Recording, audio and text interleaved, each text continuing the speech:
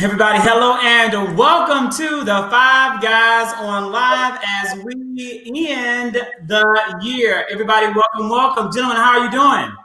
Awesome. Amazing. Amazing. We are back, and you guys, the whole world just celebrated the Thanksgiving holiday. Gentlemen, what was your Thanksgiving highlight? And to all of our guests out there watching, we want to know from you as well. Shout out in the comments. Tell us, what was your Thanksgiving highlight? Mine was just, being able to still see family. It wasn't on a larger scale. It definitely was minimized. But just the fact that I still was able to be with one of my favorite aunt and uncles, and we made the best of it, honestly. So it was only four of us, and we had fun. We had good food. We ate all weekend long, honestly, and just caught up and just laughed and had a good time. We emphasized over and over how different this Thanksgiving was, but we just made the best of it. Yeah, I also spent the Thanksgiving holiday with my immediate family. And so my highlight was gifting or finally being able to give my niece and nephew their book physically. And I'm not sure if you all saw the picture on social media, my post, but I gave my niece her book. And then I was like, well, let me hold it so I can, so we can take a picture. She was like, no, mine. So she was very adamant about making sure that no one took her book. And so that was nice. And also, Zach gave me a couple of his books also that I was able to give to them. So it was just a great time to reconnect with my siblings and to see how big my niece and my nephew have gotten. So it was just a great time to be with them, and also with my mom and with my brother's girlfriend. So it was an amazing holiday.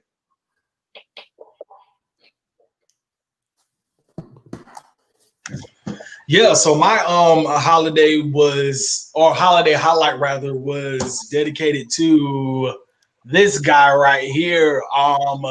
We sold over sold over 50 cheesecakes, and due to the pandemic, I definitely emphasized the delivery option. So I'll say 80% of that 50 went to the delivery option. So I saw all of Greater Atlanta, Kennesaw, Duluth, Palmetto, Douglasville, Fairburn College Park, East Atlanta. I was all over the place. Even once I was done delivering and I had a great time with my family and friends, I came back home, had 2 cheesecakes left over in the freezer. It was like, in the refrigerator, it was like 11 o'clock at night. And this restaurant owner who stays up the street from me called me, was like, hey, I'm having a late dinner party. You got any extra cheesecakes on you?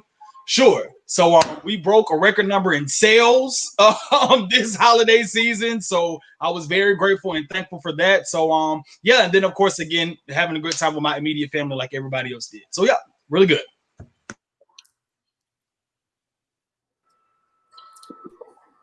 My holiday was seeing my cousin, who him and his wife's in the military, and I have not seen him in over probably a year. He just got back from Germany. He is now stationed in Augusta, Georgia. So I'm happy to say that I have family here in Georgia now. So come on, Fort Gordon. Yeah, thank you. Best cousins. So it was really good to see him and his wife, and just went over a couple other family members' houses. It was like probably 10 of us. It was very small. But other than that, it was just good to fellowship with everyone and just, be thankful for what we had. It was very emotional as well, but it was just good to see everyone. Good. It sounds like everyone had a really great Thanksgiving, and thankful to all of our guests joining us. Let us know also kind of your Thanksgiving highlight. That's right, Fort Gordon. We love Fort Gordon. For me, it was just a really simple Thanksgiving with my COVID bubble. It was nice. It was fun. We always have a great time when we get together as we continuously stay safe and endure this pandemic. Tonight, we are talking about the highlights of 2020 and all that 2020 brought to the world. And so I found this image, and I'm going to post this image up here.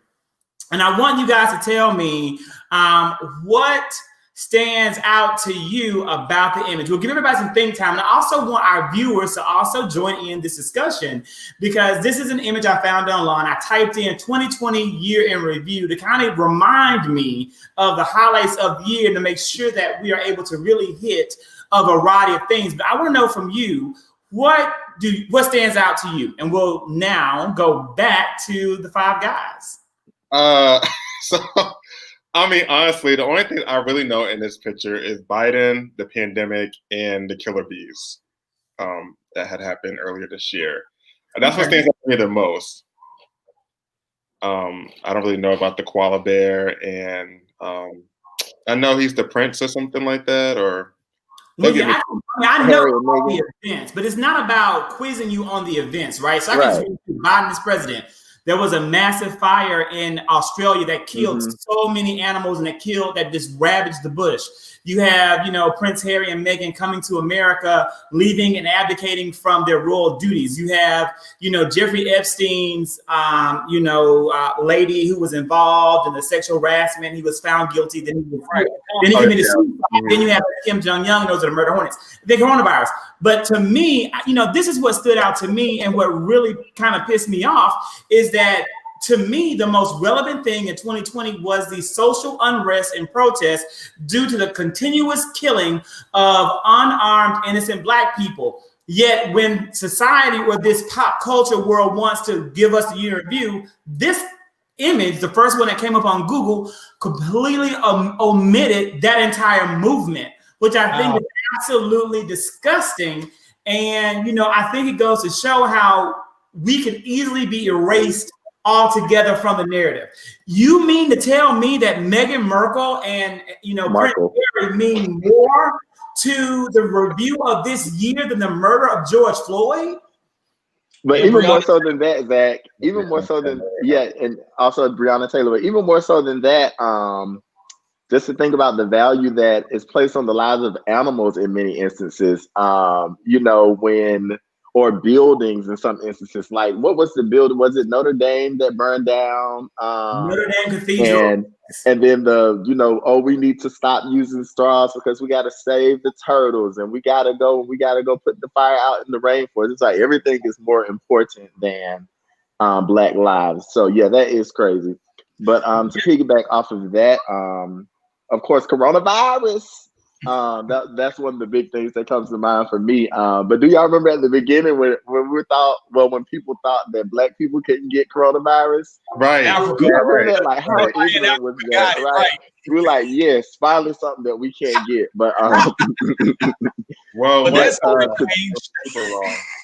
right. But to think about how even to be in a pandemic and how the pandemic kind of I think brought everyone together as it related to the Black Lives Matter movement. And I think that people were forced to sit at home and they weren't able to be busy and occupied and just, shove it to the side. Like, this isn't something that's real. So I think that I don't give any credit to the pandemic, but I do credit the quarantine with giving people an opportunity to be reflective.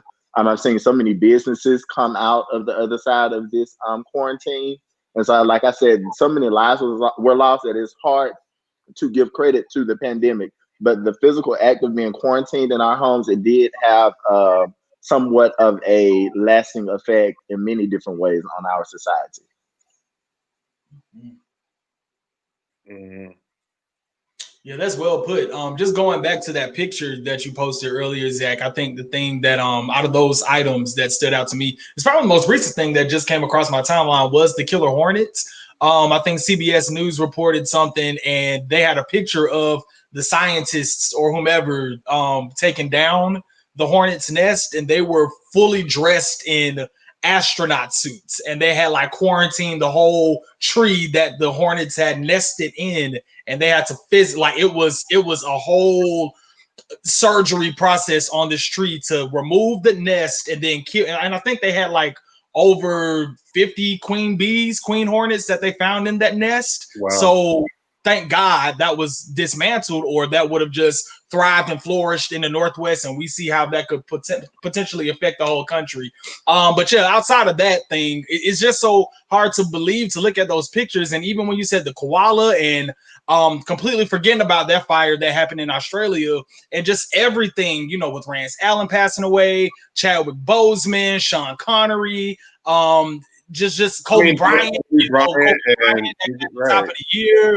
2020 was just so overloaded and overwhelming of so many events. It's just crazy to look at these pictures and just say, like, wow, that happened, in addition to so much more, you know? You know what? Because you guys know that I like to have a little structure. So what I'll do is just to give a quick run through of the year. So I went through and picked the biggest news stories. I took the time and I just went through everything. I went through January and every month. So really quickly, I'll just post up because again, in January, you guys, we did have the wildfires that happened in Australia, but don't forget, we also had wildfires that happened in Brazil. So you had 2 cataclysmic wildfire events in addition to what happened in California.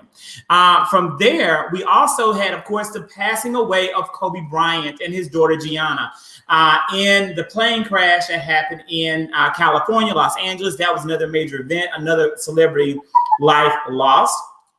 President Trump was impeached, but not removed from office. Let's not ever forget that this man he is now the 4th president of the United States of America to be impeached, and one of the few presidents to fail to win re-election. That also happened for us in the spring. Then, of course, we have the spread of COVID-19.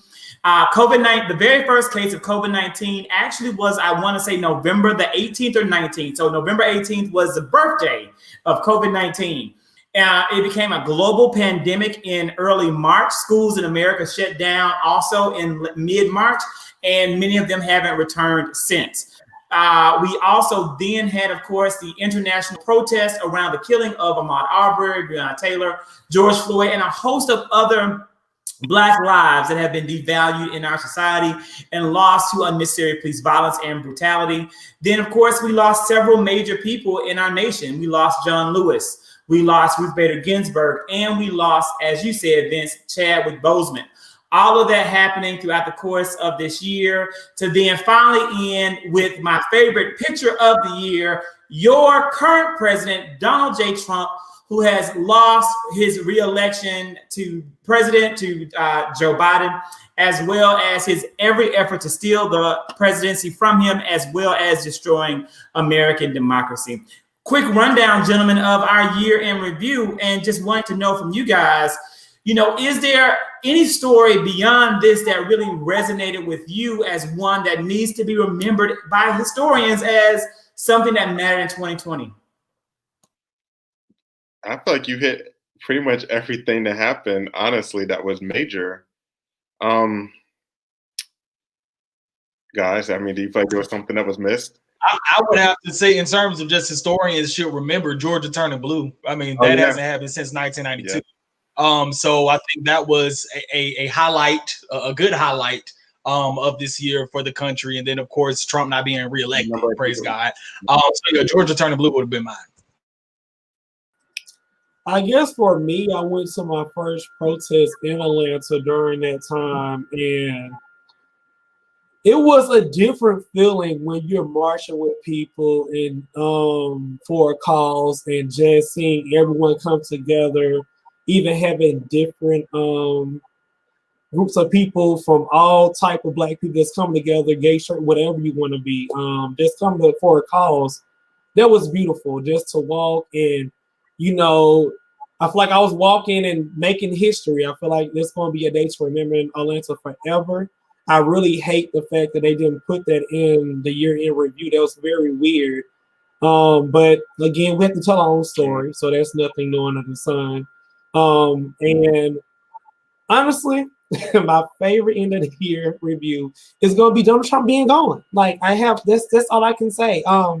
The coronavirus is still going on, so that didn't go away, but it's good to see Trump getting his ass out of office. I am laughing at his tweets every day, and I enjoy going back and forth with his followers. He's saying he's going to win the election. But I cannot wait to January 20th when he get kicked out the house. You know what? So wait, on a good note, through all the bad things that have happened, I will say a good highlight for me, it wouldn't be the best, but was all the music verses that I got to see.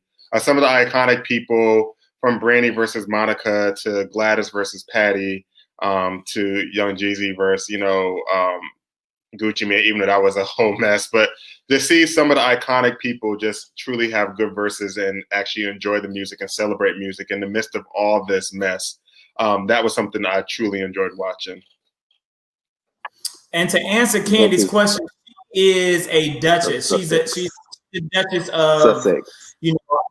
York. Maybe I'm not I thought it was certain which one. Sussex. Duchess of Sussex. That's great. So she's not a princess. In actuality, she's considered to be a duchess. There's only one princess, and that is Kate, Princess Kate.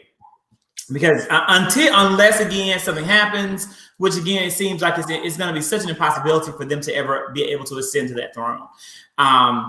Racism is prevalent all across the world, and we see this in Prince Harry, and Princess Meghan leaving over because of the racism that they were able to face. And then Monica's horrendous outfit. It wasn't the best. It wasn't the best, maybe. But you know what? We're getting older, and I think at a certain age, fashion choices, or we may not be as in tune to some of the fashion. One thing Candy actually brings up a good point, and as well, we're talking about the verses. I would like to know how much the artists get paid, how much they're paid for that. Like, I want to know what do they get paid for that? They don't get paid. It's sponsored by Ciroc. Yeah, it's sponsored by Apple and Ciroc. So I think I'm just sure they get the something. streams and everything, I think they might get a percent. I'm sure they get something out of it. They get a lot of streams. But I think it's the platform itself. And to go to Candy or Candace about Monica's terrible outfit, we can't say nothing bad about it. It wasn't that bad, but it's no worse than Tisha Campbell's outfit last night at Soul Train Awards.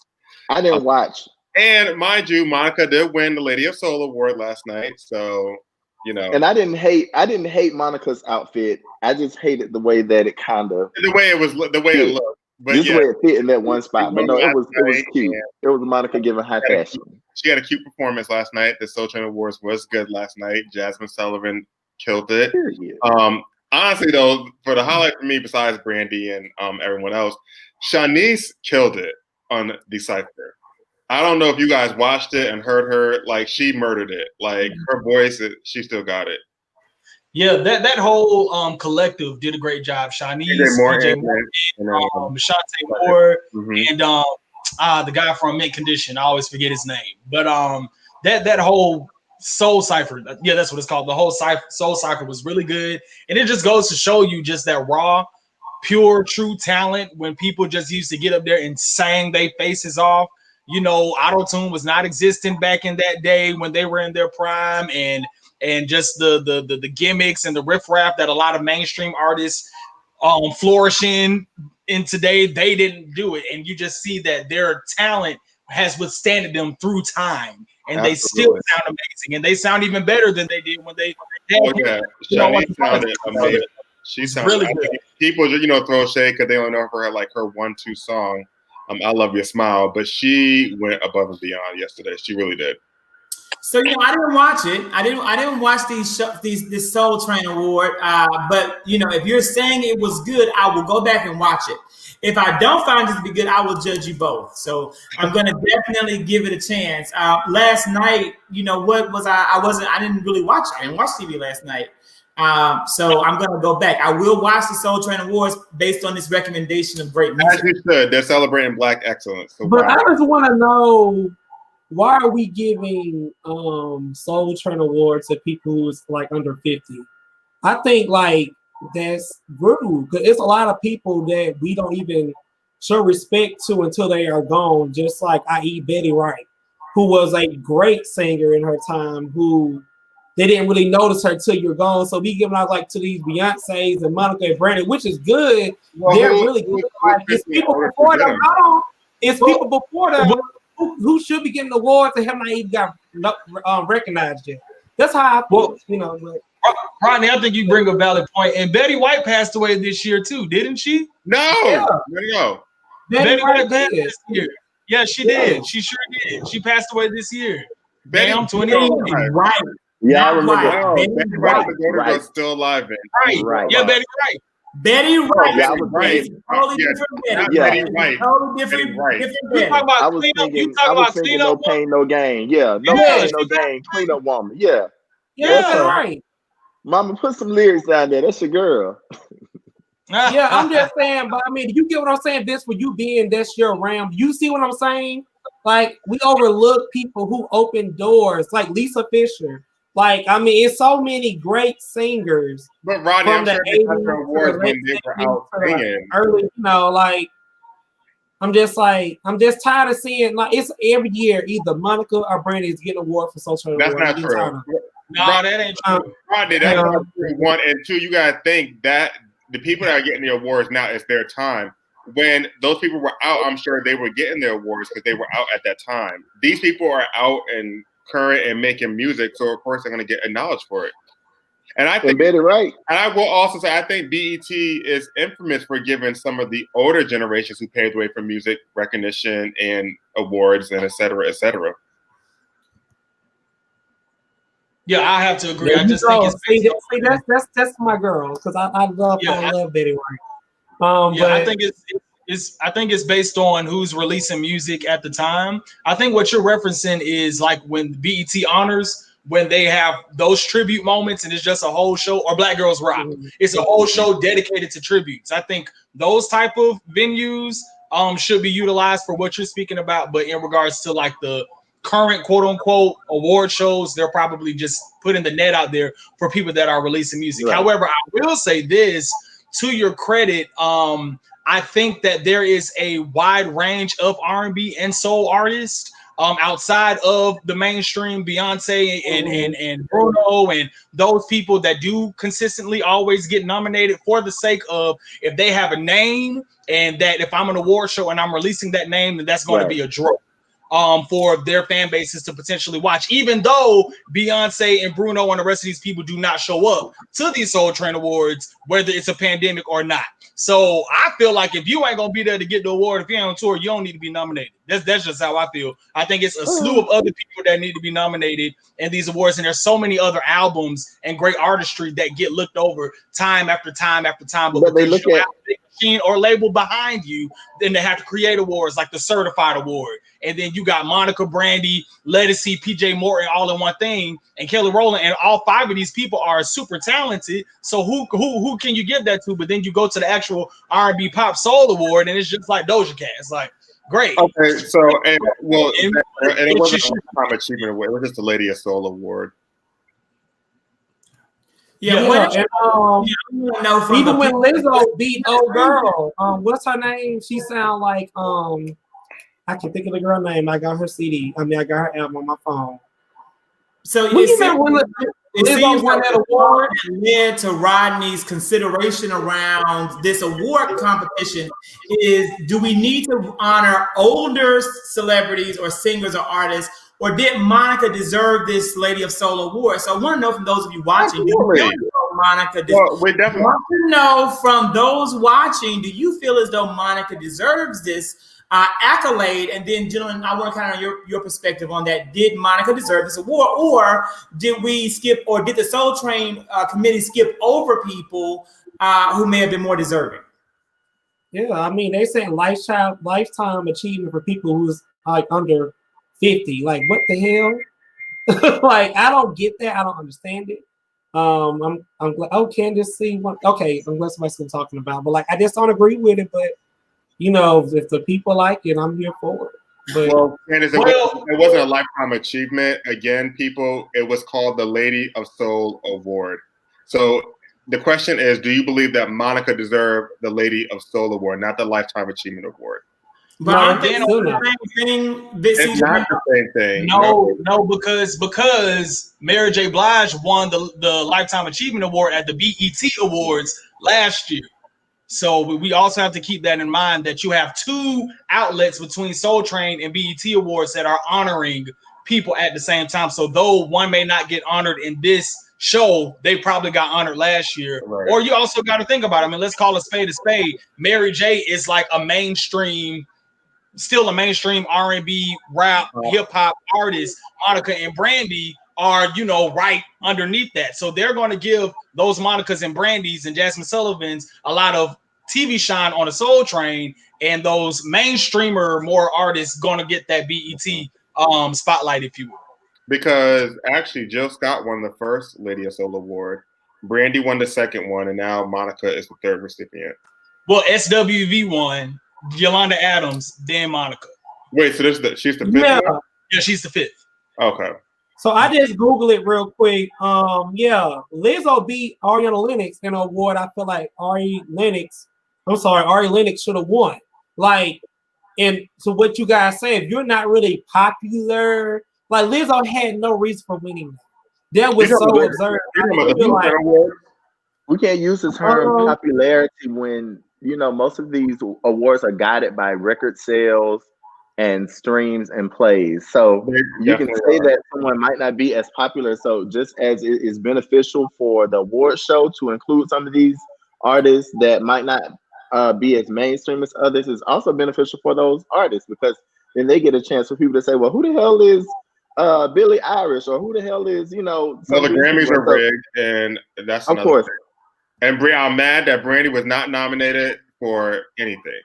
So, you know, you guys, this is why I brought one, you know, when I forgot we were doing an end of year, I put the article in about the weekend.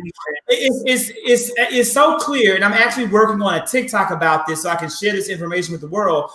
People don't understand how these award categories work. It's not about, they're not looking at the body of your work.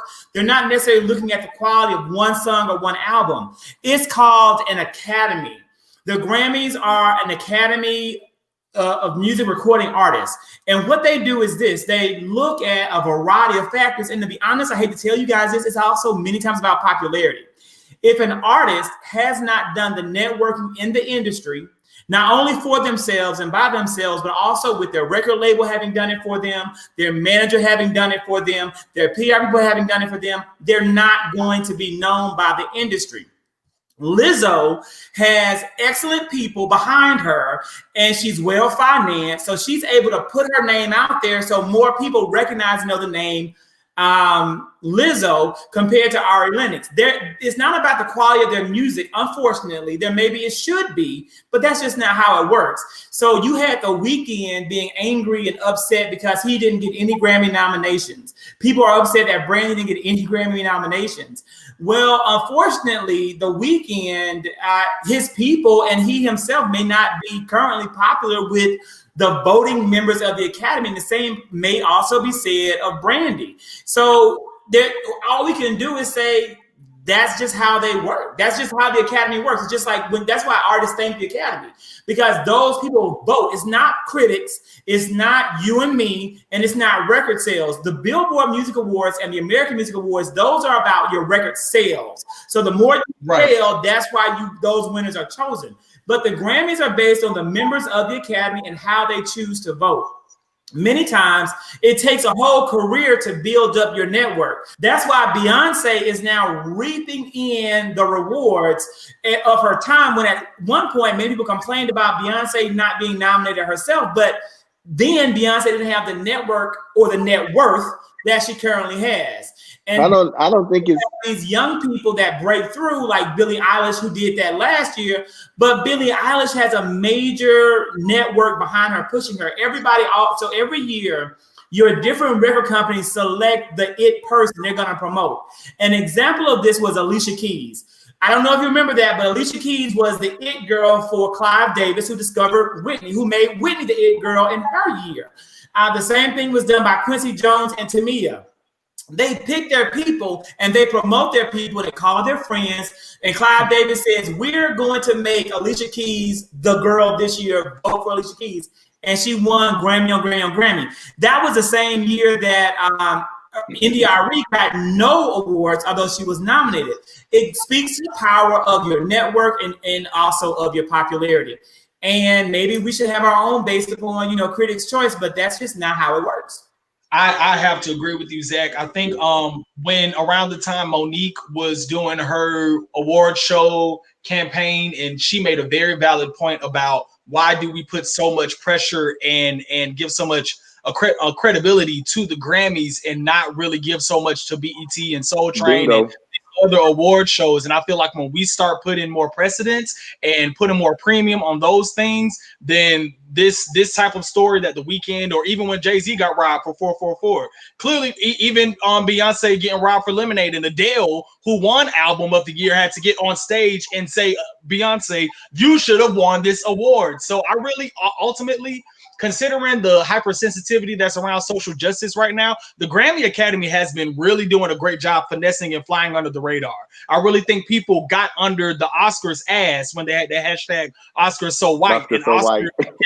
Woke up and they started including more and more Black and brown people hosting, segues, talent, so on and so forth. I really think the Grammys are next on the list if I guess society just wakes up and recognizes that a lot of our artists, Black and brown artists or whomever, have been robbed of these things. I really think they're next on the list. But you know Well, what, that's a Vince, great- I don't necessarily think that you need to even have Grammy reform. Like, why do we care about this platform? That's my what I point. look at. I don't care. I don't care about the Grammys. The Grammys mean absolutely nothing to me. They can reward whoever they want to reward. That's within their rights as an organization. But as far as I'm concerned, we personally, I feel as though we have to stop chasing behind white validation or really any kind of validation, period. We have to support our own artists. And we also kind of, I think, have to get out of the mindset that we have a right to determine every single thing in the culture. Black Twitter, it's infuriating. I mean, I'm someone who loves Twitter. I'm always on there, but I'm always pissed off because they love you one minute, they hate you the next minute, they love you one minute, they hate you again. It's a continuous cycle of how Black people give praise, and many times that praise is not informed. One person can post one thing and then the Twitter world goes bananas and run behind it. And it can be just so misinformed. People don't take the time to do their research. So if the Grammys want to honor and recognize a certain type of music, let them honor and recognize it. But we have the ability to speak through how we spend our money. That's how we speak. I personally don't feel as though it's ever appropriate for an artist like The Weeknd or Nicki Minaj to come out and disparage the Academy and attack the Academy because they didn't get nominated. Everybody's in the game. There is nobody out there more deserving than anybody else for their career's work. These people are doing the best they can, the great work that they're doing, and everybody will have an opinion about somebody being better than somebody else. So who is The Weeknd or Nicki Minaj or any of these artists that say that they are better than the next person and more deserving of the accolade? Only 5 people got nominated. There are thousands upon thousands upon thousands of artists who are just as deserving as you. I want to tell The Weeknd to sit down and shut up and wait your turn, or just move on with your whole life. Because when he spoke out, it really did piss me off because I like The Weeknd. I think he made a good album, but I don't think that he has the right to say that he's better in the work than anybody else in the work. Zach, I don't even think it's about that. I think it's about people who are saying, like, this is the work that I do, and we all have work that we do, and we all have types of gratification that come from working.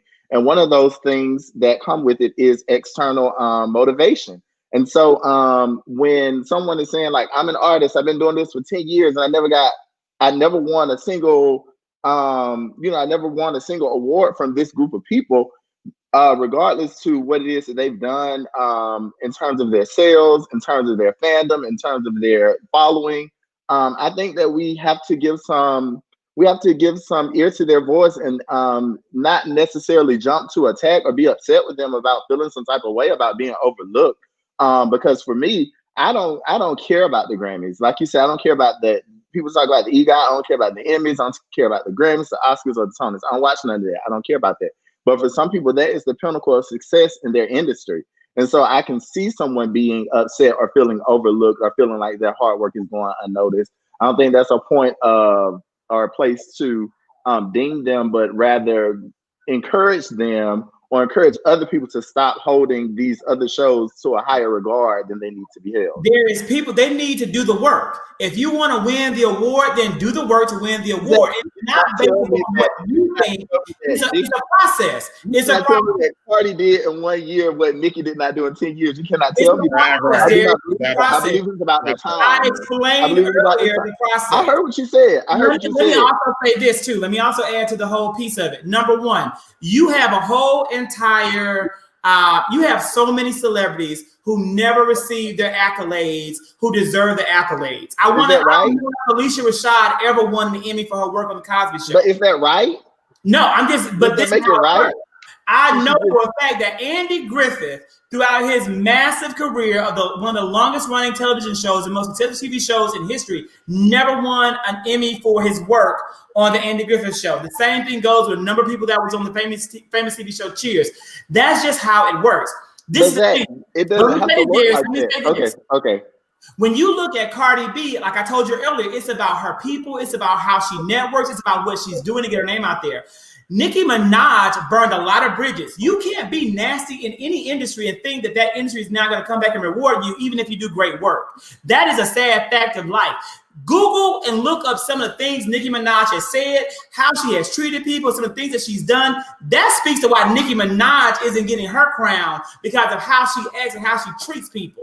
Cardi B, regardless of her talent or what you think of her talent, she doesn't treat people like that. Cardi B, in terms of how she treats people in the industry, is very different than how Nicki Minaj treats people in the industry. Totally Well, different. I've never walked with Nicki or Cardi into a venue to see how they treat people in the industry. Right. However, I will say that I think it is about the times that we're in, and even to Monique's point about being blackballed in the industry. No one ever gets forward by tucking their tail between their legs and being like, "Oh, well, maybe next year, maybe if I just work a little harder, the master will finally notice me and recognize me for my work." I think there's power in people putting their voice out there and saying, "This is not right. I want to make sure that my fans know how I feel about this." And maybe we can galvanize people to stand up to it and say, Oscar so white or whatever it is, so that there can be a movement that brings justice in these instances. Once again, I don't have a dog in the fight. I don't care about these award shows. I don't put them to a high regard. I like who I like. I'm not saying, well, I like Beyonce because she got the most Grammys. That's not a conversation that you will hear me saying. But at the same time, you cannot say that these people or one person they shook enough hands and that was a valid reason for them to get an award over another person. That's all I'm It's saying. like Teacher of the Year. It's just like Teacher of the Year. It's a popularity contest that they look at. They look at good teachers, but at the end of the day, it's about the teacher really, because they vote on it. Who do they like the most? That is the way of the world we live in. Many things, if not everything, guys, is political, and we all have to know that, and we have to realize that, and we have to work within those confines, especially if we're seeking out certain kind of validation. We don't have to work in those confines. That's the point that I'm making. We don't have to work in those confines. When we work in those confines, then we say that it's okay for these confines to exist. I'm talking about complete knocking the shit over and starting from the beginning. And one instance of that, you mentioned Teacher of the Year. At my school, we all voted for a Teacher of the Year, but then there was a process for other people to come in and observe and to figure out of the finalists who the Teacher of the Year would be. And that's just one way that you can take popularity contests and make them more about the talent and the actual work. To me, I think I want to say I saw an interview with one of the people who didn't win a Grammy. They were really upset because they say, however she said, she had to go Google it real quick. When you win a Grammy, your money goes up. Basically what she said. She said when you win a Grammy, she said, yeah, it's good to be in black things, but she didn't like say things bad about black people. She said, but like they don't really spend the money as opposed to the other people. So she said when you get that other, it's just like adding more to your audience. It's a different audience that you're tapping into, and there's more ways for you to make money when you win like the Emmys and the Grammys and all this other stuff. So I get what they're saying, because when you're only in one niche and you don't get this same little group, same little stuff, there's a whole nother group of people who are out there that you're just trying to tap into. So I feel like it's gonna be well-rounded. Get your You're right. The BET Awards and everything. You're right, Rodney, because you never hear anyone say BET Award-winning actress, Right? Or Grammy, award-winning actress. Right. That Grammy title is added to your name. They'll say now introduce a Grammy Award-winning or Grammy nominated. Even the nominees get that as a preface. Grammy nominated artists, whomever it is. But yeah, so I can see that. That still doesn't make it right. They're still operating in a system. It's not right. I mean, but if I'm trying to increase my money, I want a Grammy too. But I agree with you definitely, Rodney. I agree. I'm just saying. Grammy me, please. Hey, BET, y'all still coming every year, but I got me a Grammy, so I'm happy.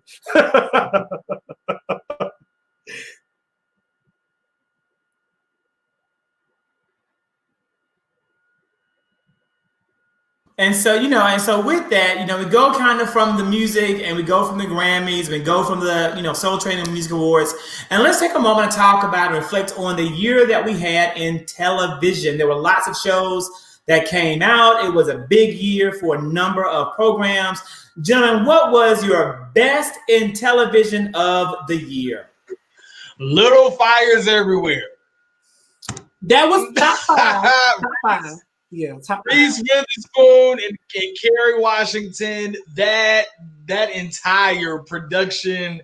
I'm hearing that it's not going to be a season 2, but I'm praying that there's a ram in the bush and it will be a season 2. It was what we needed for that first quarter of the quarantine.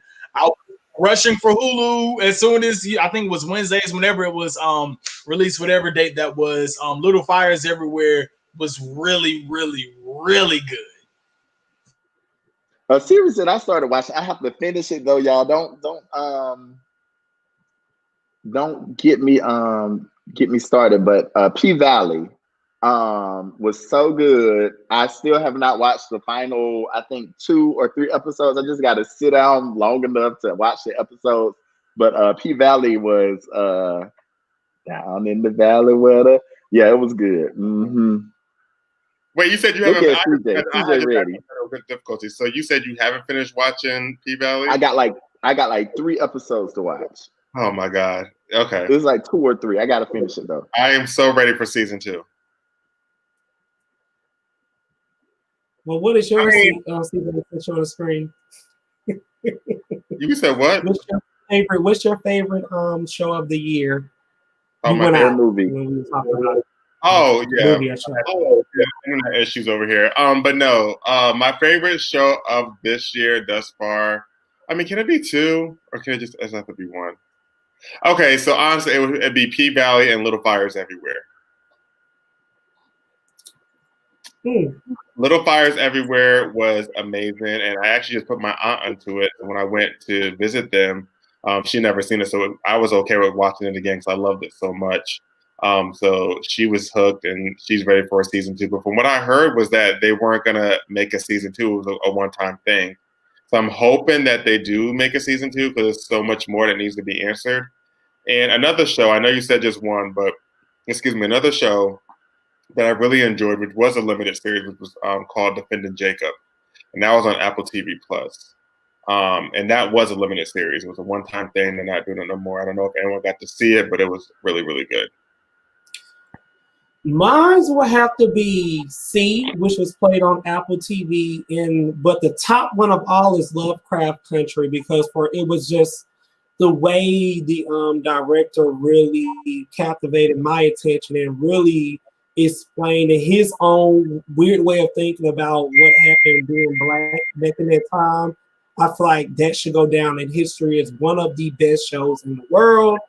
But it would be C and Lovecraft Country for me.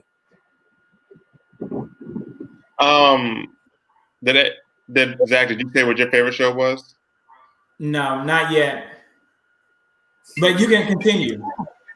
I also really quick. I also want to say, Ratchet was pretty good too. I have to finish. I think I have like 1 or 2 episodes. It's on Netflix. But Ratchet was a pretty good one as well. Ratchet and Hollywood on Netflix. Yeah, Ratchet. So I don't know. Well, speaking of it was a one-time thing too. Well, I don't know one-time thing, but recently they just did a 30-year reunion of the Fresh Prince of Bel-Air, and it was amazing. It was heartfelt. It was sad. I mean, it was all over the place for me, and I loved it. And I hope that this brings something better for them in the future. Just because things were mended and, ties were, broken, people came together and got out their feelings and talked things up like grown adults, and now everybody's on one accord, even though I feel like they're trying to make more drama out of it now, because I just saw something recently come back up with Janet and Alfonso. But yeah, if everyone didn't get to see the Fresh Prince reunion, it was amazing. I grew up on that show and I loved it. The reunion was amazing. I gotta check it out. I did see the clip of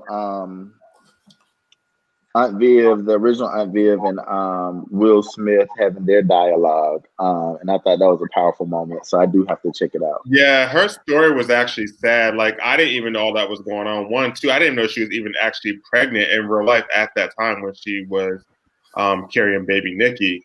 So to hear her story and to hear what she went through, and to know that Will admitted what he did, I think that was, just a grown man of him. And for me, I would never throw shade to Maxine Daphne Reid, who played the second Aunt Vivian. But when I think of Fresh Prince, I think of Janet Hubert. She is Aunt Vivian. She has the most iconic scenes as Aunt Vivian. I really don't remember any of the scenes from Aunt Vivian when Maxine came in. She served Black excellence, and she gave you everything that a Black mother would give. She had that Philly in her, and she had that LA. She can give you classy and ratchet, but she can speak educated to you as well. And I love it. I love this. I'm glad that she. Yeah, definitely the and spoiler alert, but not really one. But the Uncle Phil moment was such a tearjerker. I know. It was just so surreal to look at that whole cast, and just through them showing the B-roll and just the prior episodes in the midst of the reunion, you felt as if he was there until they do a whole pan out, and it's like, crap, he's not there. So that Uncle Phil moment was definitely a tearjerker. I definitely agree with CJ. Both Aunt Viv's meeting at the same time was powerful. The conversation with Will and Janet was powerful. You saw just healing, and I think healing in the midst of a pandemic. With a lot of these shows that were able to do reunions this year, healing was, I guess, the spirit of them. Even with Versus, with Brandy and Monica healed, Gucci and Jeezy allegedly healed. Like, it was just a lot of reconciling that happened with a lot of just iconic people, iconic shows this year, which is, ultimately tells a greater story. So I also thought that, I know we just talked about that, we don't really watch the Emmys or anything like that, but that reunion piece deserves something. Like, it was just that good. It was well produced. For them to even just replicate the entire set again, like, in the same studio area, and I don't want to say it was the same furniture, whatever it is, but for them to replicate it verbatim, like, it was really dope. It was a great reunion. So y'all gotta watch that. I didn't watch it. And here's might come as a shock, but I was never a fan of the Fresh Prince of Bel-Air. Like, it wasn't a show that I loved. I know many people watched it on reruns. I was alive when it was, on the TV, and I was old enough to have agency to pick. And it just wasn't one of my favorite shows. I want to say maybe it came on Monday nights. Didn't it come on like Monday nights on NBC? It did. That's what Will said, that their competition was Monday Night Football, and the networks were shocked that they were still able to withstand and keep great ratings in the midst of people watching football at the same time. Yeah, well, they should be happy that they don't have to compete with Five Guys on Live. I remember being in high school and, always just, having a lot of homework. I had a lot of homework. I had a lot of reading to do. I had a lot of homework. So I didn't really watch a lot of television. So a lot of those shows, I completely missed out on. So I didn't really watch. I saw like a couple episodes, but it was like, silliness. I don't know. It wasn't for me. I will have to say that for me, but I did read your article, CJ, and did I say when I was alive? I meant when I was young, alive and young and vibrant. I think it's sad, what Will Smith did to that actress. And, I don't know if there's anything he can really do to make up for it. I'm thankful that she's a forgiver, and I'm thankful to move on. But, he ruined her career. He ruined a large part of her life. I actually look at Will Smith now. I'm having a lot of turmoil about how I feel about him as a person. But then on the other end, I look at myself, because I could be a little unforgiving as well. He was also younger at the time, and he did also say that he was younger. He was 2021 when he did all that. So I mean, did he know what he was doing? Probably so. But also, when you're young and you're becoming so famous so quick, and you're getting all this stuff coming at you, he probably didn't know how to take it. Not defending him, but Yeah, I agree. And that's why I'm conflicted. And then again, he was the boss. And you have to get along. The boss makes the call. The boss, makes the, he's the leader of the show. So I get it. I will have to say that my best television of the year. Wait, what did you say, Rodney? I said, I just don't like people use the word young. When you're up 18, you are grown. When you know what you're doing. I'm so tired But of people acting like, oh, I was young and dumb. Like, just like my nephew, he's 7 years old. He know he doing something wrong. Like, we need to stop like playing this. Like, he was No, wrong. I'm Ron, glad. it's a level of maturity. I don't care if you're 21. You know what you're doing. I think that he may have known what he was doing that moment. I don't think that he knew the lasting ramifications of his actions. And I also don't think that this conversation about colorism was one that was being had as openly during that time as it is now. Right. So for him to, recognize the error of his ways, I think that to some extent, I think that people should do what they're supposed to do. But I would, not be opposed to giving him some credit for, fessing up to it. But I'm yeah, glad I agree with you, apologized, Rodney. I agree with you to some extent. Like, I think that he knew what he was doing to her. I don't think that he knew what that represented on a larger scale, or what it would represent for a longer time. Colorism been around for so long. Even it's a joke in Mississippi on the coast where you can go in the clubs and Patch Chris in Mississippi, you was talking a paper bag. So all this stuff that we try to like excuse people for, this stuff been around a long time ago. This stuff been around since before we gonna be here and afterwards. So he knew it. I feel like he knew what he was doing. Like he ruined that woman's career. Like, I'm not gonna do that. No, he was wrong, and I wouldn't have sat with him if I was her. I would not have gave him any type of anything. Like, no, you ruined my whole damn life. Take up and sit right here and kiki and cry with you. And her whole career was taken from her. Christian said it. You're not the same at the age of, you're different from the age of 16. But you still know right from wrong. You still know right from wrong. You still know right from wrong. So you're saying so you're telling me if someone commits a murder at the age of 20, and yes, they knew what they were doing, and now 20 years later, you're saying that they shouldn't be forgiven and they shouldn't be able to have any opportunity because they took someone's life? I said I wouldn't have forgave me, and I have the right to feel that way. If I not want to forgive you, I can forgive you not be in your face. No, you do. You absolutely. I don't have to be sitting down with you and act like be good friends. You absolutely do. What I'm saying is a level of maturity. But however, Zach, please give us what your favorite. I was gonna say really quick. Forgiveness is for yourself. Forgiveness is not for the other person, because when you carry a grudge and you carry that around with you, that's something that weighs on you. And I couldn't imagine seeing 250,000 people die in 6 months and still trying to walk around here like, I'm just beefing with somebody. That wouldn't be me personally. I would speak for you from a distance. I say, hey, and keep it moving. So for me, really quick, Zach, I just want to make this point. I really feel that Will, the talent and the brand and the face, was pimped by the network and the network executives. I truly do not believe that when you have a multi-million-dollar production that ran as long as the Fresh Prince of Bel-Air did, that these old white men that have billions and billions of dollars, all of the hoorah and the hoopla and the pressure and what he did to Janet all of a sudden falls on his lap. I feel like they utilized his youthfulness and his naiveness in their favor, and they scapegoated him and painted or put him in this position to be a bad person, or look as if he is a bad person. I do want to say we have to hold him accountable, but just even how the story came out on the reunion, I was like, me even being in the industry, and just how Zach said it's all about politics in the industry, we know that decision with Janet was not completely all on Will Smith. NBC and those executive heads had way more say so than Will. No, I agree with you on that, Vince. But he also came out his mouth and said that because the way she was coming in and acting, because of things that were happening to her at home, and she was moved because she was pregnant, he was treating her differently. Like, he was being rude to her, and he even came out and said that he was being rude to her. He treated her a certain type of way when he shouldn't have did that, not knowing that she was at home in an abusive relationship, and that she was having complications with her pregnancy, and that he was just, it was just hard for her. But look, he said that. Guys, but and so as you guys are hashing it out, again, now I feel better about Will Smith, because the bottom line, we all have personal issues at work, right? We all have personal issues in our lives that may sometimes affect us at work. It's incumbent upon us to manage those issues and to be savvy enough to navigate around those so we can be successful at our jobs.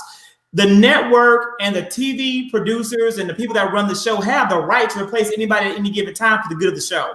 And if they felt like this actress was not the right fit anymore, they have the right to let her go. That's the way it works. So now I feel different, feel better about Will Smith. So I guess I'm no longer mad at Will Smith. So even I know we love dark skin Aunt Viv for the great work that she did. But we have to take responsibility for, how things work and how we have to navigate when something is going, when I may be on bad terms with my boss, I have to shift because it's incumbent upon me to change, not my boss, because that's the boss. My best TV show of the year, I would have to say for me, I'll go to two. The best performance of the year to me was Regina King in The Watchmen. She was the strongest actress of the year, but right behind Regina King in The Watchmen was Jennifer Aniston on Apple TV's The Morning Show. The Morning Show on Apple TV was my personal favorite show of the year. Personally, I think that Reese Witherspoon delivered a much stronger performance in The Morning Show than she did in Little Fires Everywhere. Although Little Fires Everywhere was a great show, I also disagree with you guys about a show continuing. I don't like shows to go too long. There's a show on HBO called Big Little Lies. It was written and based upon a book, and it was meant to run as a one-series show with a shocking ending, and it's over. They brought the show back for a second season. They brought in, what's her name? Famous actress. What's her name? The most famous actress in the world. What's her name? Meryl Streep, and the show was good, but it wasn't as good as the first season because it was based on the book, the source material. Little Fires Everywhere is a book by Celeste Ng. I don't believe that giving that show a second season is going to do justice to the source material and the actual basis of the show. It was so good on the first season because it was a really well-written book that was turned into a really well-written series. I think let it end the way it ends, and maybe you go to there's so many things I need, answers to. That's the beauty of a great book, CJ, is that it leaves it open to your imagination to see where that story goes. No good book ends if these characters live on forever. You're forever wondering, about Daisy and Tom Buchanan from The Great Gatsby. Did their marriage work? You're forever wondering whatever happened to Nick Carraway. Like, that's the beauty of a well-written series, is that we, the audience members, may not actually get that closure. And it sticks with us. It haunts us. We're forever wondering what happened to the little girl in Little Fires Everywhere. How did this change her life? What happened to the one that ran away from home? Where is she now? All of those things are forever with us. And I think that's what makes a good show, and we'll never forget it. And if they come back and they do a bad job, I think that it will ruin our impression of the first series. That's why The Watchmen, I'm glad that it's not coming back for another season. It was 10 episodes. Great, done. And The Morning Show, however, is a show that was meant to be continued. So it'll be interesting to see where it goes. And also, it wasn't, based on the book. So I'm real careful when it comes down to our shows based on a book. So also, really quick, just going back to the 2020 theme, I also have to shout out Netflix for what I feel like doing a great job at bringing back a lot of those nostalgic Black sitcoms back to the forefront. Thank you, Monique. Girlfriends, Half and Half, One on One, even going back to the Will Smith Fresh Prince reunion. A lot of those Black sitcoms are Moesha definitely got a lot of shine as they deserved to receive. So yeah, shout out to Netflix and all the streaming outlets that allowed that to happen. Let's shout out Monique for putting them under fire so they felt compelled to do something like that. So shout out to Monique.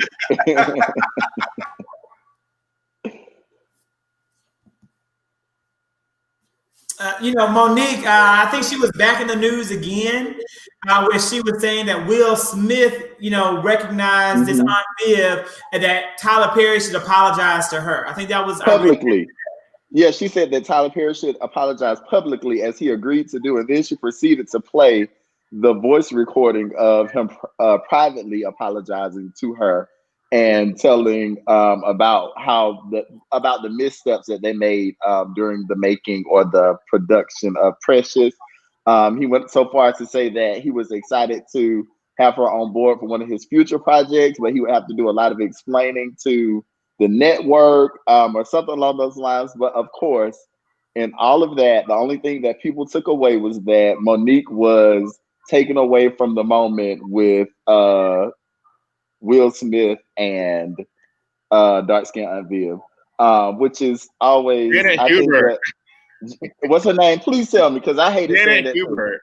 Janet That's Huber. so Okay. horrible. That's so problematic. That is so problematic. It That goes is. back to what we said earlier when we talked about the nature of politics in the industry. Monique came out against some of the most influential and powerful people As in she the should industry. have. As And she should have. I don't agree. You know, You got I, to you know, stand for something. I'm with him. We're reaping the benefits. We just talked about the benefits of Monique firing up on Netflix.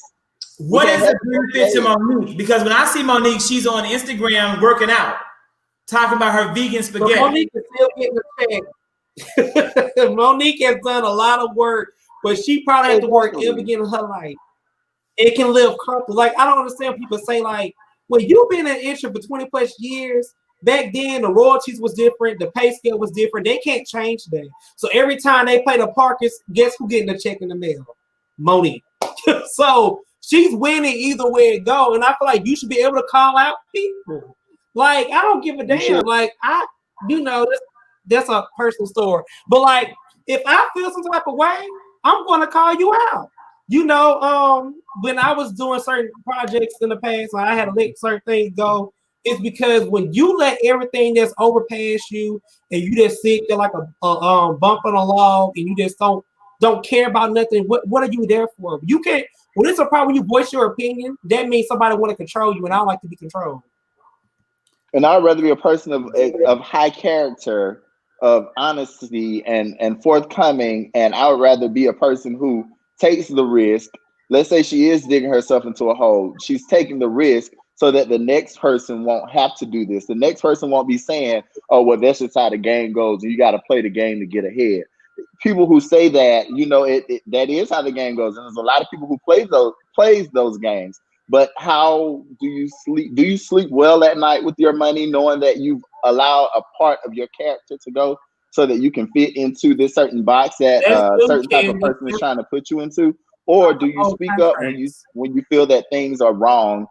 Is that not what our teachers and our parents and everyone has taught us? When you see something, you say something. So we cannot say that when you see something, you say something, unless it's going to offend the person that's signing your check. Because if you offend the person that's signing your check, you might get blackballed. So you can't have both ways. You got to have character at all times. Darius, I don't think it's a matter of character. I think you see it that way because you obviously are very in tune to like Monique's point of view and Monique's opinion about it. Not just Monique. Very vocal about her opinion. I actually side more with Lee Daniels, Oprah Winfrey, and Tyler Perry. And I look at how they had to navigate so they can open doors for other people. Tyler Perry is providing more jobs for the Black community in the entertainment industry than anybody else. Sure. Monique isn't doing that. Monique made a stance based upon her opinion, based on how she felt and perceived that she was being treated. Just because she feels a certain way doesn't make it real. It doesn't make it right. It doesn't make it factual. Because other people in the industry don't agree with Monique. They agree with Tyler, Lee, because they and so the damage, the posture that they have to do what you just said, to provide jobs for all these Black people. But Zach, let me ask you this: if you got your contract and your contract said, Zach, you have to do A, B, C, and D, and then once they got into the job, they were like, oh, let's add E on real quick because we need you to do E. Are you just going to be like, all right, well, let me just do E, even if it's going to inconvenience you, make your company more money, and you not get another red cent for it? That happens every day, Darius. Like that's the way it works in every field. It doesn't have to work that way. In education, it does. In education, we have a clause that says, and other duties as assigned. Sure, if it says that. For me, in my first year as a teacher, my other duty was being there for morning duty in the freezing cold, every morning monitoring the parking lot, right? Then I had to do budget. That's other duties, right? So when you are involved in a major film industry and production, you may have to do multiple things. You may have to wear multiple hats in order to bring the project to fruition. That happens to everybody. You pay your dues. That's absolutely. You received an Academy Award, nomination, and all of a sudden she had a whole lot to say. She wasn't making those statements before she was nominated for her Oscar, and all of that went to who she is and has impacted, in my opinion, her body of work and her ability to get work. But again, That's okay. this is an issue that we just agree to disagree. I stand we have to. We will. Tyler, I think it's Oprah, and Lee Daniels because of what they've done for the industry. Some people are just difficult to deal with, and it makes people less likely to want to deal with them. I think that is your opinion, and I think that if that's what people tell you all the time, then that's what you're going to believe. But based on, like you said, based on what I've seen, and I think we've had this conversation before, so we don't have to take it a lot longer. Based on what I've seen, I think that it's easy for someone to just characterize someone in a certain way based on them not liking the way they responded to their mistreatment. But I want to think that I would like to think it's a generational thing for you and I, because for me, when I got my job roles and my responsibilities, I did my job roles and my responsibilities. Now, maybe they got a little more savvy by the time I got my initial contract because the morning duty and the afternoon duty was already included in it. But in terms of volunteering for things, I volunteer for things when I want to volunteer for things. But if I don't want to volunteer for things, I do not volunteer for things. And I think that when you talk about one person getting a contract that spells out what they need them to do, and then them asking or requesting, because if it was a demand, then she would have had to do it, or she would have been penalized contractually. But if it was not, this is something you're asking me to do you a favor, then that's just what it is. So I, like you said, I'll agree to disagree with you on this, but I think that the main point that I want people to understand is that when we are complicit with systems that work to keep us oppressed, we remain oppressed. There's a lot of ways to change systems, though, Darius, and absolutely. I Being just silent think isn't one you again. can speak out. You can choose to speak out. And I think it's important to speak out, but I think it's important to speak out at the right time and with the right evidence and with the right amount of support so that you could be a force in the movement and not a victim of the movement. And I think that Monique is an unfortunate victim. Maybe she can come back. But again, I don't know. She's back. She's already back. But she might open doors for the people. Let's think of all the great benefit that we have for people going against the grain and speaking out and saying when something is wrong when it comes to racism, when it came to blacks not able to go in front of doors. Like, I don't agree with people say you shouldn't say nothing. If you don't say anything, it stays the same. And it takes a sacrifice. And if Monique says sacrifice for people to walk in and be treated differently, I'm here for it. Because right now, singers don't have to worry about going to the back of the club to sing in front of a crowd. Like, they can walk in front of the door. Like, it takes sacrifices to make a change. So I'm here for it. If Monique telling those people that Gabourey, at the size that she is, should have been flown in first class as opposed to coach, makes Monique difficult to work with, then right on, sister, remain difficult. When you mean she's back, give me evidence of that, because what I see here is nothing. I don't see any evidence of a return. Well, she talks about a project that she's working on right now, and also to hear Tyler Perry talk about him wanting to work with her as well. I think that it's evident that she is on her way back. So we will see. I know that a lot of things have been slowed down by coronavirus, by the pandemic. We'll just have to stay tuned and see. But I definitely have seen in the news where she is winning in court with Netflix. She has been awarded whatever the next step is in that litigation. And I do see where not only has Tyler Perry addressed the issue, also I think I saw a video of Lee Daniels addressing something at some point before. And you can also look at the social media and see how the comments have shifted from people being like, shut up, Monique, to damn, Monique was trying to tell us this. So I think that as people, we just need to listen to understand and not to just necessarily say this person has to be wrong because Oprah says she's wrong, or because Tyler Perry says she's wrong, or because Lee Daniels says she's wrong. Right. Also, last year, I believe she had a sold-out Las Vegas residency. She was the first Black comedian to have, and they extended her dates at one of those mainstream resorts off of the Strip as well. So I have to agree with Darius. And then she also did a great job receiving that Ivy Park gift from Beyonce. I don't know if anybody saw her video that she did.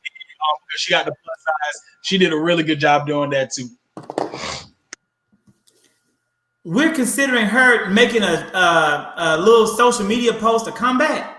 Okay, let's call it Lil Zach because that makes us feel better, and we can. No, I'm just trying to understand what you consider to be. We're talking about you were talking about proximity to Black excellence. So we mentioned Beyonce as a source of. Okay, you say that Lee Daniels and Oprah and Tyler Perry are end all be all, but Beyonce isn't afraid to work with her. So Mm-hmm. You mean Beyonce isn't afraid to give her a box of free stuff? To promote or to work with her, and I'm sure that Has in Beyonce some way done that she a has. project with Monique? There is a project, Zach. She's not It sending sounds the like shit to everybody. Did right you get now. your Ivy Park box from Y'all know Beyonce? he love Oprah. He ain't gonna go get It sounds Oprah. like Nene Leakes was online begging for a box. you sound like You belittling know what he right say, Michelle? I haven't seen any. I don't follow Oh my Monique. God, man, you stupid. I haven't seen any of that. So if that's a comment, And Darius, I haven't seen Nene begging for a box. Wait a so minute. don't Oh, do wait, that. wait. Let me say this in front of everybody because I'm the biggest Nene stan. Y'all can go through the comment sections and you will see it. But Nene was online like, Beyonce, I need one of them boxes. Somebody call me. Somebody call me and tell me where I can get one of these boxes from. She did do that. I'll pull it up and I'll send it to you. Nene Did she talking get a about that box? girl. But that's my girl. I You love don't- Nene. you don't Did she have get a to box? time, bro. Did Beyonce send her a box? No, No, she didn't get a box. But Monique got a box though. And she worked it. Yes, Monique. Come on, put on. Monique got a box because Monique played tribute to Beyonce when she hosted the BET Awards back in 2006. She needs to do it again. That's when it was actually popping. It was. She did. She will go down, hands down, as probably one of the best hosts for BET Awards. Yes. Okay. She is the best host. Like, yes, like Monique had it good. Okay, and so with that being said, it's a great time to segue into really, our last two questions. And this question really is, what are you looking forward to in regards to what 2021 is going to bring?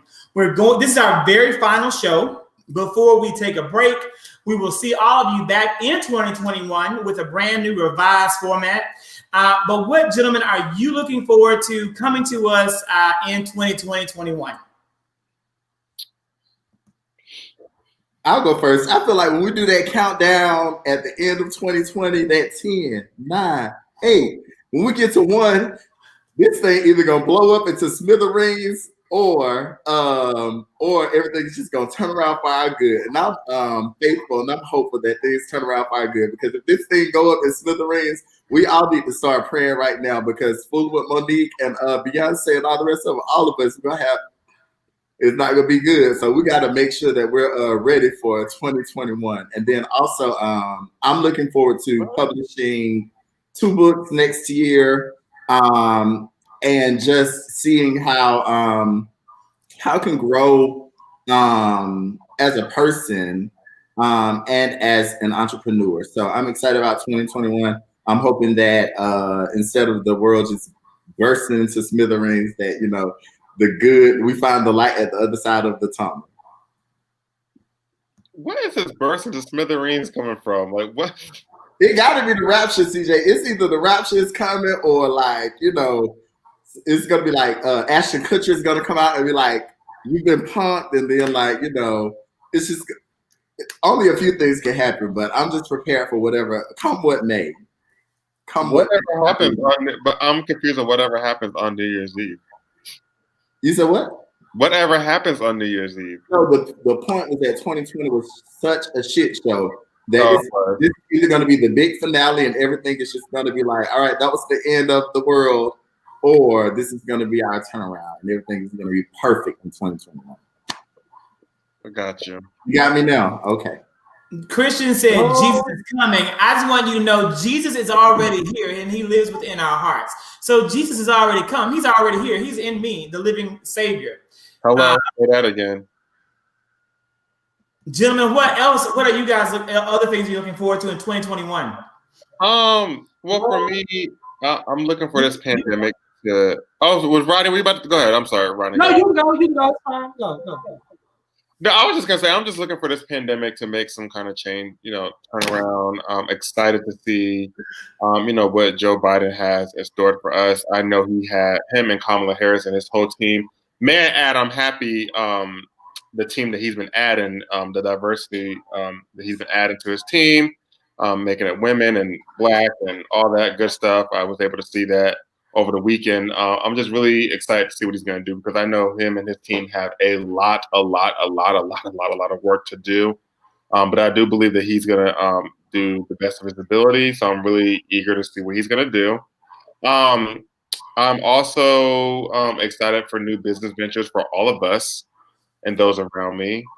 And hopefully being able to travel next year again. And that's for me. Heavy on the traveling. Heavy on When that. did you stop traveling, CJ? You was always going somewhere. Was I? I only flew twice this year. How many times have you been out? Right. You can keep count with Rodney. Right. But we live to tell Okay. the story. That's all that matters. We live to tell the story. How we got over. Right. Well, I guess I'll go. I'm believing God, not only for myself, but just for everyone, just for complete and total restoration. To be honest, a lot of people just lost so much.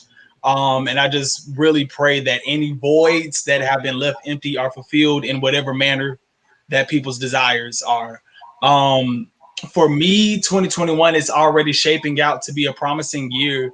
At the top of this year, I was actually on tour and it got canceled because of the pandemic. I literally landed, got to the venue in Nashville, and they were like, we turning and sending everybody home. So that same production company that I was hosting for has reached out and has re-signed me. So I have received my tour dates already from February to June. So God is good on that one. So I'm really excited about that. And then speaking of Monica, I am in the running of working for Mondenise Productions and running her social media, her official handles for her official fan pages for social media. I've already started doing her Instagram and she's loved it. So I have an official meeting with the entire team later this week. So that'll be another check. So between Blacktivity, It's a Cheesecake, Everyday Ashton Photography, Vince Ashton, Mondenise, I need 2 more streams, get that millionaire status right there. And that is how I am planning to seize 2021. Fingers crossed.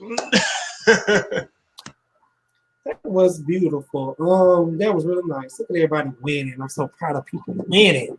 But honestly, COVID-19, the year 2020 was supposed to be a year of just a whole different, like the Rodney brand going a whole different way. But in actuality, 2020 went the way that God designed where I needed to be. I really felt like I was able to sit down and reflect on what I did and, you know, how I viewed things and what I was going to do moving forward. I was helping my books. I had time to write my book. That's now in Barnes and Noble's, Books a Million. One of my friends called me and told me my book is going to be in one of the little small indie shops in Punt City Market. Now my soap phase is getting, you know, created now and actually being made right now. If you speak, it take 30 days. I have a couple of production meetings that I'm having with a couple of people to have my show on something, hopefully, fingers crossed. But if, you know, 2021 is like 2020, I just hope that God still give me the strength to carry on. Actually, 2020 was one of the best financial years for me, which was very shocking, considering how everything was. But I just pray that everyone use this time in 2020 to reflect on their life and reflect on what they're going to do, what they're going to be a part of, and who they are as a person, and how they're going to go moving forward. But I'm just happy to see everybody's doing what they want to do and following their dream. I think that's the most beautiful thing when you're a creator, when you can actually do what you want to do, and what you love to do is making you money. I think that's the most rewarding things that you can ever do in life, when you can say, I love what I'm doing and I'm getting paid for it, and it's supporting my bills and my lifestyle I'm living. So I just hope everybody be blessed in that way.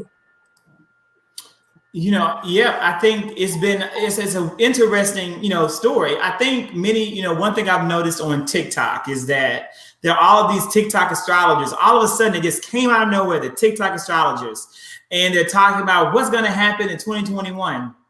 And there are only it's only one thing that's guaranteed to happen. You're going to either live or you're going to die. That's it. That's the only thing promised in 2020, 2021. And it's already known, it's written, it's determined. Some of us will live.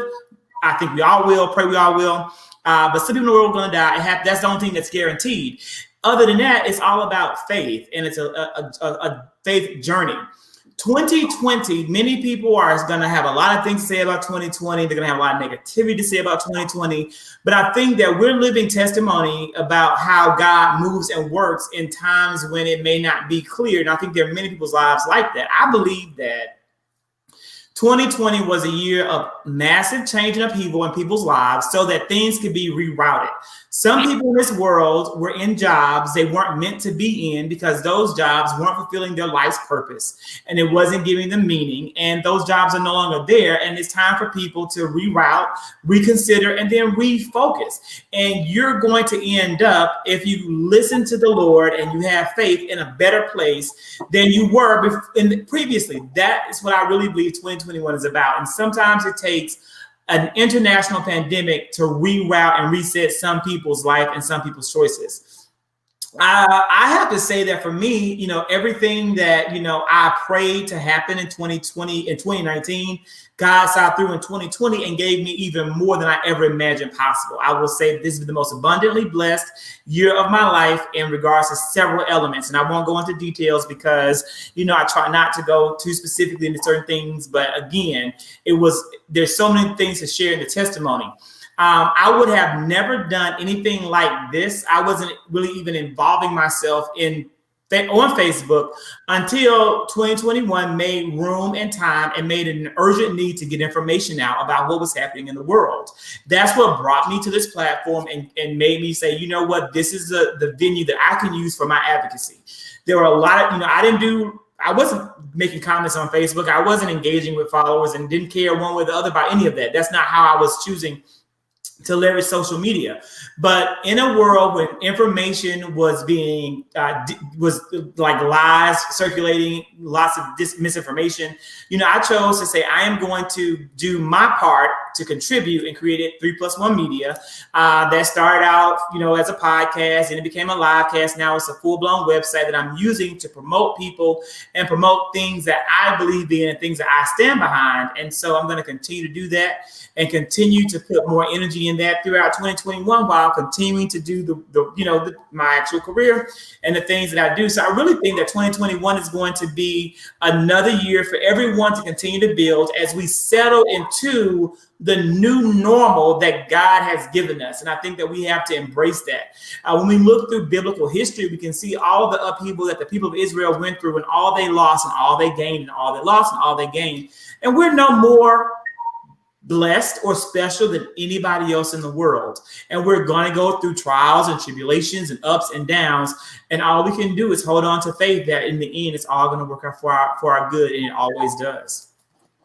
To your point, Zach, before we continue, I just wanted to think for a second. I know that President-elect Joe Biden spoke about this during some of the final debates, but just those empty seats during this holiday season, because a lot of people have lost a lot of people this year. And I think that if we could just take a moment of silence for all the lives that this year has claimed, I think that would be something of respect and something of power for those who may be struggling through the holiday season.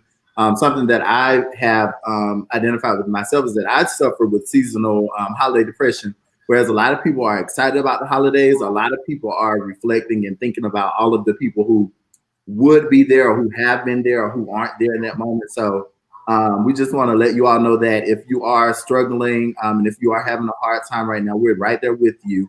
And though we might not all be able to empathize with you 100%, we absolutely are thinking about you and your family. So if we could just take a moment to think about all those people.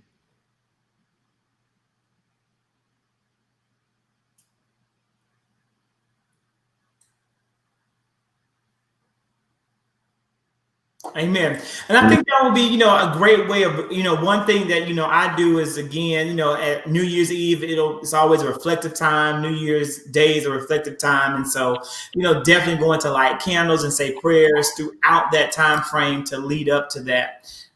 So it has been a wonderful time, gentlemen. I have thoroughly enjoyed getting to know each of you and spending time with you. And to all of those of you who are out there watching us, I have also enjoyed engaging with you throughout our time together. So the first season of the Five Guys on Live is coming to an end.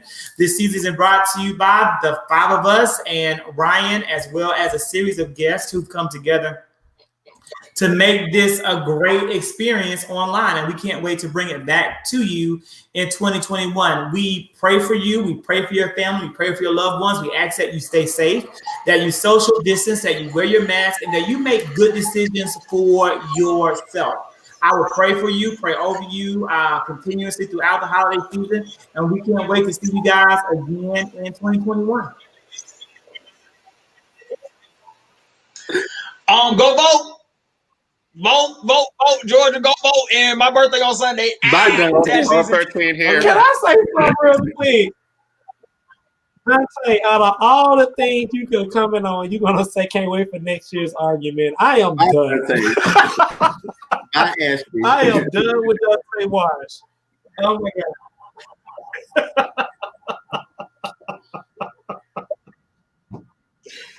Oh, I am done. Bye, guys. That's it. Bye, guys. Y'all be blessed.